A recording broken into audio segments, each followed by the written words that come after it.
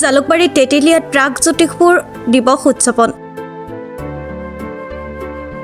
কলিতা জনগোষ্ঠী সন্মিলন অসমৰ উদ্যোগত উদযাপন এই দিৱস। বীৰ ৰজা ভগত দত্তৰ মৃত্যুৰ দিনটোত প্ৰাগজ্যোতিষপুৰ দিৱস হিচাপে পালন।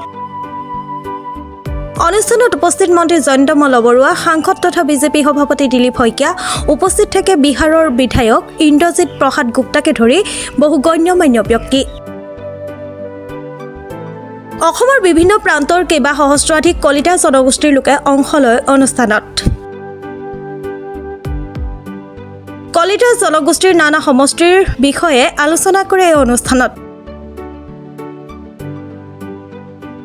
অসমৰ থলুৱা জনগোষ্ঠীটোক জনজাতিকৰণৰ দাবী উত্থাপন কৰে সংগঠনটোৱে। জনগোষ্ঠীটোৰ দীৰ্ঘদিনীয়া দাবী পূৰণ নকৰিলে আগন্তুক নিৰ্বাচনৰ পূৰ্বে কঠোৰ সিদ্ধান্ত লোৱাৰ হুংকাৰ।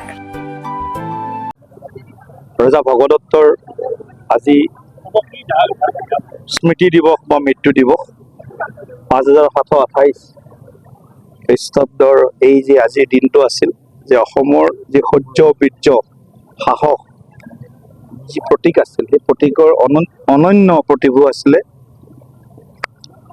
আৰু সেই প্ৰতিভুজনক আজি স্মৰণ কৰাৰ বাবে আজি কলিতা জনগোষ্ঠী সন্মিলনে সমগ্ৰ অসমৰ পৰা প্ৰতিনিধি উপস্থিতিত প্ৰাগজ্যোতিষপুৰ দিৱস উদযাপন কৰিছে।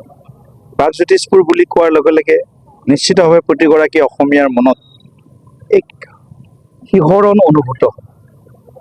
যি প্ৰাগজ্যোতিষপুৰ, যাক আমি সকলোৱে কওঁ যুগে যুগে প্ৰাগজ্যোতিষপুৰ, এই প্ৰাগজ্যোতিষপুৰৰ যি ইতিহাস, সেই ইতিহাসৰ লগত কলিতা জনগোষ্ঠীৰ বিশেষ এটা আত্মিক এটা ইয়াৰ সম্পৰ্ক আৰু ইতিহাসৰ লগত জড়িত বা ইতিহাসক প্ৰতিনিধিত্ব কৰা এই জনগোষ্ঠীটোৰ এক দীঘলীয়া কাহিনী জড়িত হৈ আছে।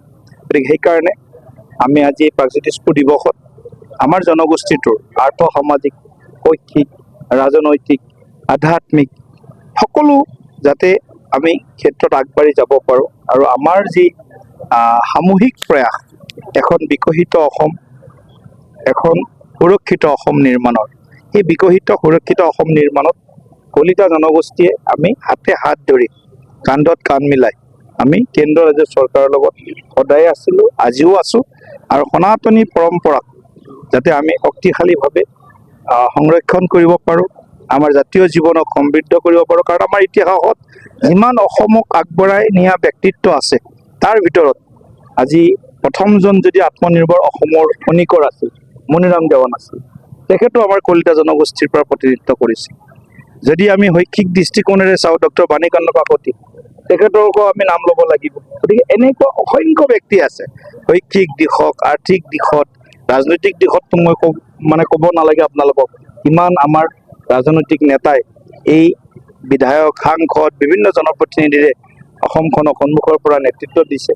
ইয়াৰ লগে লগে আজি যদি আমি চাওঁ যে শৰাইঘাটৰ যুদ্ধত মহাবীৰ লাচিত বৰফুকন সেনানায়ক, তেখেতক যিসকল সহযোগ কৰিছিল সৈনিক, সেই সৈনিকসকলৰ বেছিভাগেই কামৰূপীয়া বা দৰঙীয়া আমাৰ কলিতা জনগোষ্ঠীৰ লোকসকল আছিলে।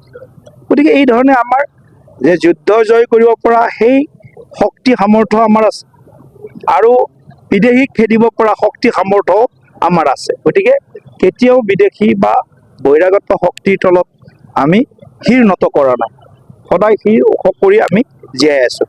গতিকে অসমৰ উন্নয়নৰ যিটো অবিৰত যাত্ৰা আৰম্ভ হৈছে, তাত কলিতা জনগোষ্ঠীয়ে ভূমিকা অন্যতম।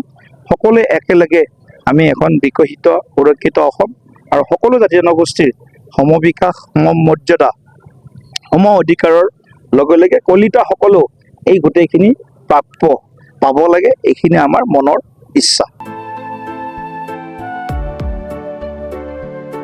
পূজা দাসৰ ৰিপৰ্ট, প্ৰাতঃ টাইম ডিজিটেল।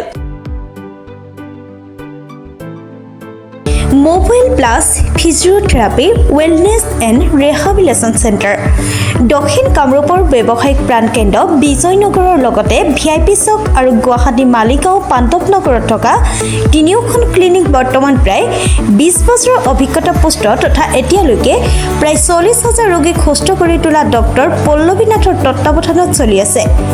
এই ফিজিঅ'থেৰাপি চেণ্টাৰ তিনিটাত বৰ্তমান অভিজ্ঞ ডক্টৰৰ দ্বাৰা যিকোনো জটিল ফিজিঅ'থেৰাপি চিকিৎসাৰ লগতে যিকোনো ৰোগীৰ ঘৰলৈ গৈ চিকিৎসা সেৱাৰ সুব্যৱস্থাও ৰাখিছে। আমাৰ ঠিকনা mobile plus physiotherapy wellness and rehabilitation centre opposite Oporshali Bijoynagar SBI branch. আমাৰ VIP চকৰ ঠিকনাটো হ'ল VIP Chowk near VIP bus stop Borjhar Guwahati. আমাৰ মালিগাঁও ঠিকনাটো হ'ল চেলাছ 360 physiotherapy and rehabilitation centre Maligaon Pandavnagar Guwahati 12। আমাৰ যোগাযোগ নম্বৰ হৈছে 8011744696।